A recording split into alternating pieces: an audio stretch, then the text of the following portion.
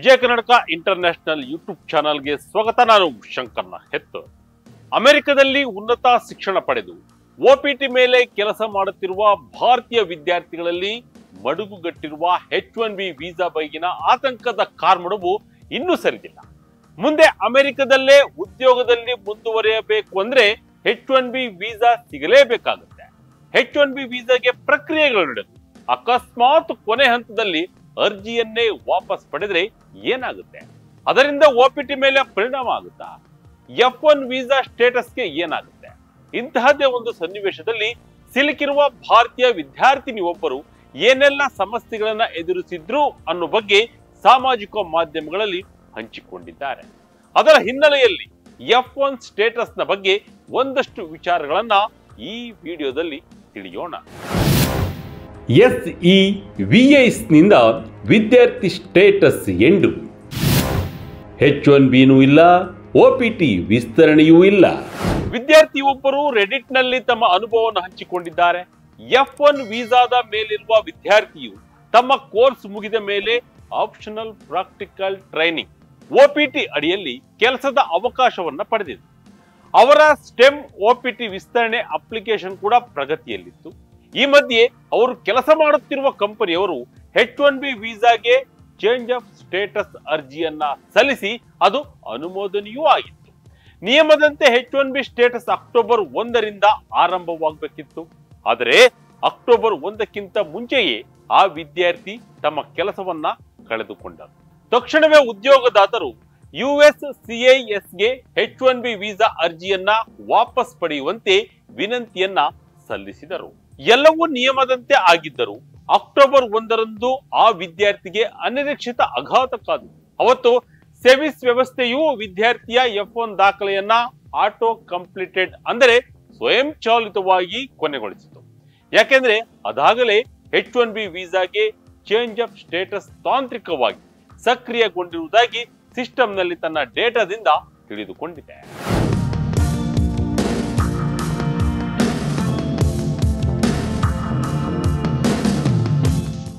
ವಿದ್ಯಾರ್ಥಿ ತಕ್ಷಣವೇ ತಮ್ಮ ಡೆಸಿಗ್ನೇಟೆಡ್ ಸ್ಕೂಲ್ ಅಫಿಷಿಯಲ್ ಅವರನ್ನ ಸಂಪರ್ಕಿಸಿದರು.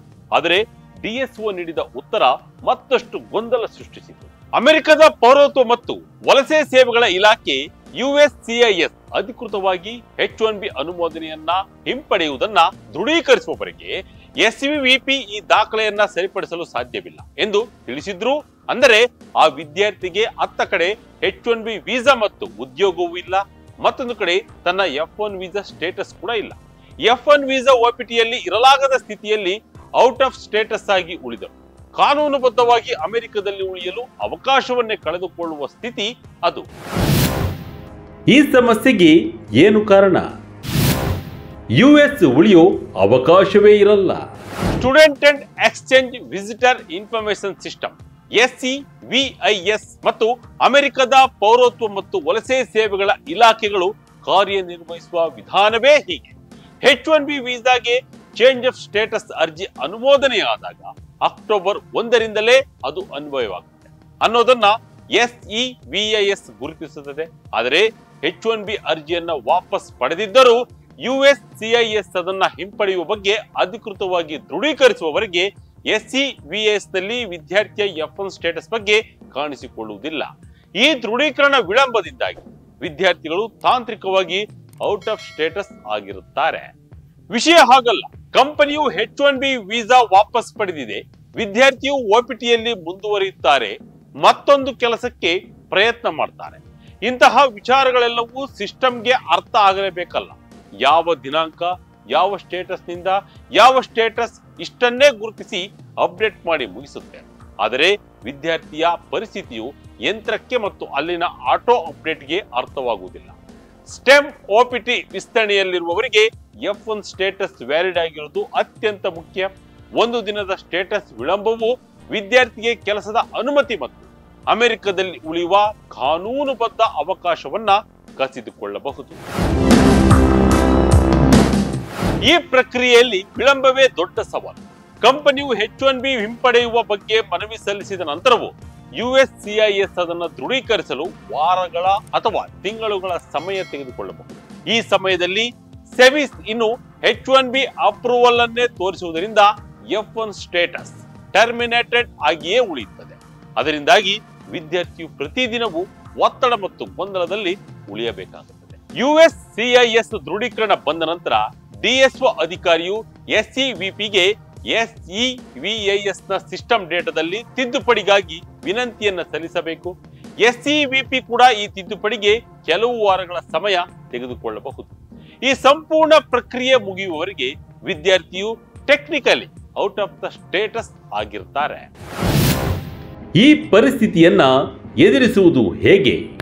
ಇಂತಹ ಸನ್ನಿವೇಶದಲ್ಲಿ ಏನು ಮಾಡಬೇಕು ಅನ್ನೋದು ಮೊದಲ ಮತ್ತು ಪ್ರಮುಖ ಹಂತ. H1B ಹಿಂಪಡೆಯುವಿಕೆಯ ಅಧಿಕೃತ ದೃಢೀಕರಣವನ್ನ USCIS ನಿಂದ ಪಡೆಯಬೇಕಾಗುತ್ತೆ.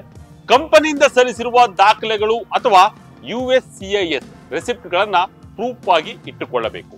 ಎರಡನೇದಾಗಿ USCIS ದೃಢೀಕರಣದೊಂದಿಗೆ DSO ಅಧಿಕಾರಿಯ ಮೂಲಕ SEVPಗೆ SEVIS ನ ಡೇಟಾ ಫಿಕ್ಸ್ ಮಾಡೋದಕ್ಕಾಗಿ ಮನವಿ ಮಾಡಬೇಕು.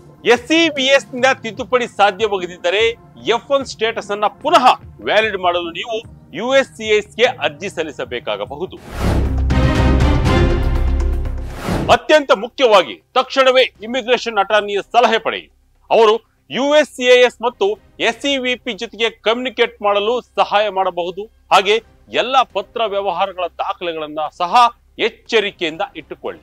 SEVIS ಸಮಸ್ಯೆ ಸಂಪೂರ್ಣವಾಗಿ ಬಗೆಹರಿಯುವವರೆಗೆ ಅಮೆರಿಕದಿಂದ ಹೊರಗೆ ಪ್ರಯಾಣಿಸುವುದನ್ನ ತಪ್ಪಿಸಬೇಕಾಗುತ್ತದೆ. ಒಟ್ಟಿನಲ್ಲಿ ಸ್ಟೇಟಸ್ ಚೇಂಜ್ ಆಗುವಾಗ H1B ವೀಸಾ ಪ್ರಕ್ರಿಯೆಗಳಲ್ಲಿ ಅತ್ಯಂತ ಜಾಗರೂಕರಾಗಿರುವುದು ಬಹಳ ಮುಖ್ಯ. ಇದಾಗಿತ್ತು ಈ ಕ್ಷಣದ ಇಂಟ್ರೆಸ್ಟಿಂಗ್ ಸ್ಟೋರಿ. ಇದೇ ರೀತಿಯ ಸ್ಟೋರಿಗಾಗಿ Vijaya Karnataka international YouTube channel, Facebook channel follow ಮಾಡ್ತಾ ಇರಿ. ಧನ್ಯವಾದ.